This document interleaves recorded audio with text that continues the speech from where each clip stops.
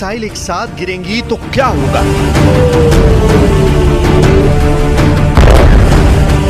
Iran के एक हमले ने 1 अक्टूबर को पूरी दुनिया को बदल कर रख दिया है।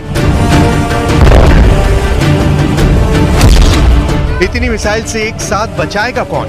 इतने बड़े हमले के बाद इजराइल के सामने सबसे बड़ा सवाल ये मिसाइल नहीं बल्कि नेतन्याहू के सामने इससे भी बड़ा चैलेंज खड़ा हो चुका है।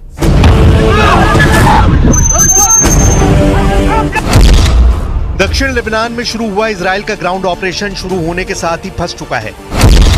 हिजबुल्लाह ने बॉर्डर पार करने वाली इजराइल की कमांडो यूनिट पर बड़ा हमला किया और उसको खदेड़ दिया। मीडिया में ऐसा दावा किया जा रहा है कि इजराइल का ग्राउंड ऑपरेशन पहले दिन फेल हो गया है। इसमें कोई शक नहीं कि लेबनान इजराइल बॉर्डर पर बड़ी लड़ाई शुरू हो चुकी है। हिजबुल्लाह को जड़ से खत्म करने वाला ऑपरेशन इजराइल ने लॉन्च किया, इसका वीडियो भी भेजा। लेकिन जब ईरान 1 अक्टूबर को इजराइल के मिलिट्री बेस पर मिसाइल दाग रहा था, तब लेबनान इजराइल बॉर्डर पर एक बहुत ही खतरनाक ऑपरेशन जारी था।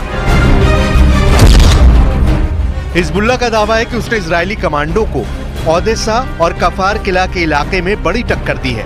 उसके कई कमांडो मारे गए हैं, कई घायल हुए हैं। पॉइंट ब्लैंक रेंज से भी हमले का दावा किया गया है।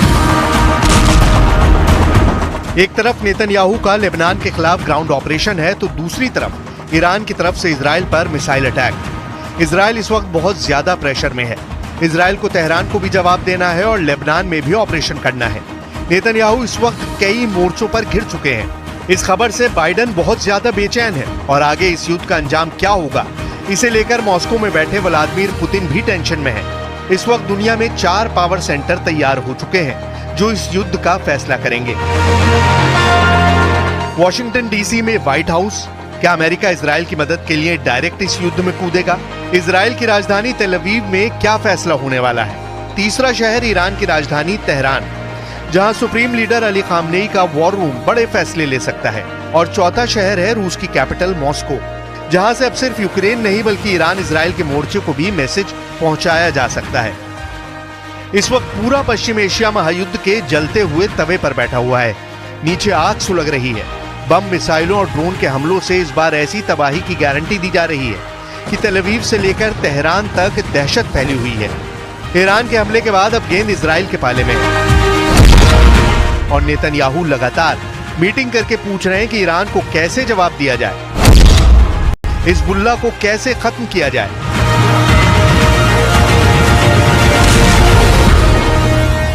Y en el caso de Líbano insistimos en que la invasión terrestre debe detenerse, ya que han llegado informaciones muy preocupantes esta mañana, y España está firmemente comprometida con la aplicación de la resolución 1701 del Consejo de Seguridad de Naciones Unidas. Esta resolución sigue conteniendo a día de hoy todos los elementos necesarios para resolver esta crisis.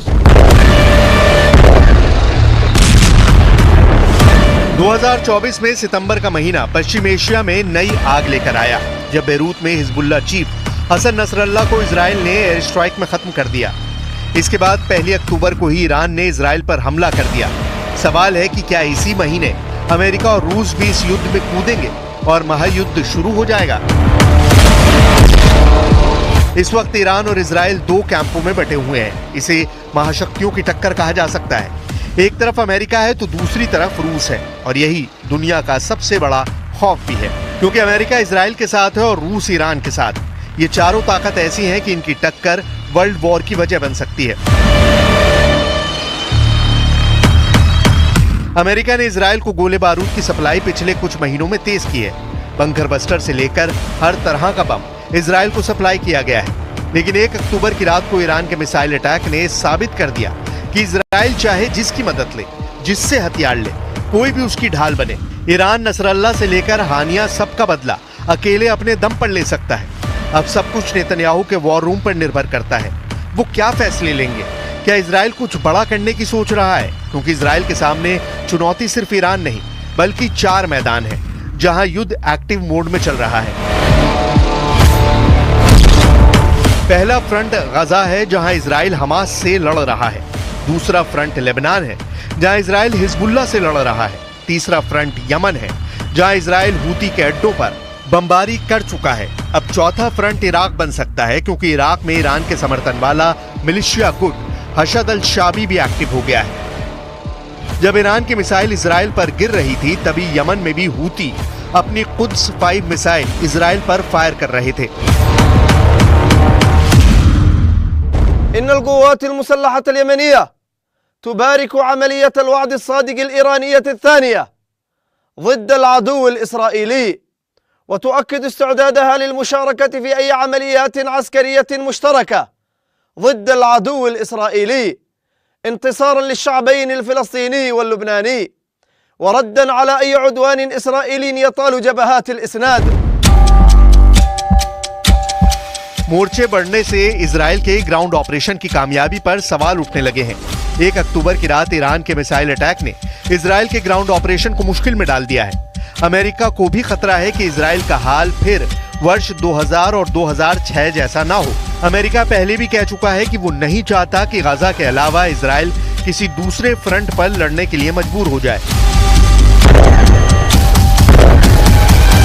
Well, I think it's certainly not very realistic, because that was the claim in 2006 with the other war on Hezbollah in the south of Lebanon, and it took almost a month to get ceasefire and end of the aggression on both sides. So I think it's going to take a long time, particularly that ground invasion will involve elements of Hezbollah who are very well trained in guerrilla warfare.